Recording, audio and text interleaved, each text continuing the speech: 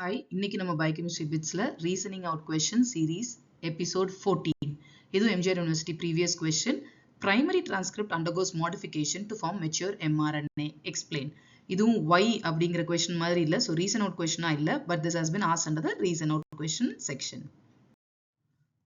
Actually இந்த கொஸ்டின்ல உங்களுக்கு கேட்டிருக்கிறது என்னன்னா போஸ்ட் டிரான்ஸ்கிரிப்ஷனல் மாடிஃபிகேஷன்ஸ். இது ரொம்ப ரொம்ப இம்பார்ட்டன்ட் கொஸ்டின். ஸோ என்ன போஸ்ட் டிரான்ஸ்கிரிப்ஷனல் மாடிஃபிகேஷன்? டிரான்ஸ்கிரிப்ஷன்ங்கிறது எம்ஆர்என்ஏயோட சிந்தசிஸ் டிஎன்ஏல இருந்து.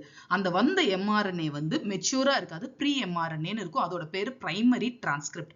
ஸோ அந்த பிரைமரி டிரான்ஸ்கிரிப்டை நம்ம மெச்சூர் எம்ஆர்என்ஏயா மாத்துறதுக்கு உண்டான ஸ்டெப்ஸுக்கு பேர் தான் post transcriptional modification.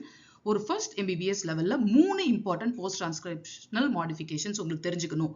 First capping. 5' சைடோல அந்த ப்ரீ எம்ஆர்என்ஏல பிரைமரி டிரான்ஸ்கிரிப்டோட 5' ஒரு கேப் மாட்டணும். கேப் என்ன கேப் மாட்டுவோம்? Seven methyl guanosine cap. இது ஒரு MCQ. இது வந்து எதுக்காக மாட்டுவோம்? இந்த 5' எக்ஸோநியூக்ளியேஸ் ஆக்டிவிட்டியில இருந்து இதை டிகிரேட் பண்ண விடாம தடுத்து வைக்கிறதுக்காக. அது தவிர இனிசியேஷன் ஆஃப் டிரான்ஸ்லேஷன் நடத்துறதுக்காகவும் இந்த கேப் ஆட் பண்ணுவோம். அடுத்து டெய்ல். டெய்ல்ல என்ன டெய்ல் ஆட் பண்ணுவோம்? Poly A tail. அதாவது நிறைய அடினைன் ரெசிடியூஸ் இருக்கிற ஒரு டெய்ல். இது எதுக்காக ஆட் பண்ணுவோம்? 3' எக்ஸோநியூக்ளியஸ் ஆக்டிவிட்டியை தடுக்கிறதுக்காகவும் டிரான்ஸ்லேஷனை ஸ்மூத்தா நடக்க வைக்கிறதுக்காகவும் நடக்கும்.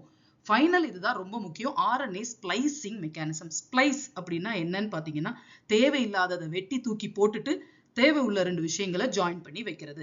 ஸோ தேவை இல்லாத விஷயம் என்ன? இன்ட்ரான். இன்ட்ரான் அப்படிங்கிறத எப்படி ஞாபகம் வச்சுக்கலாம்? இன்டர்வீனிங், அதாவது நடுவுல குறுக்கிடுறது.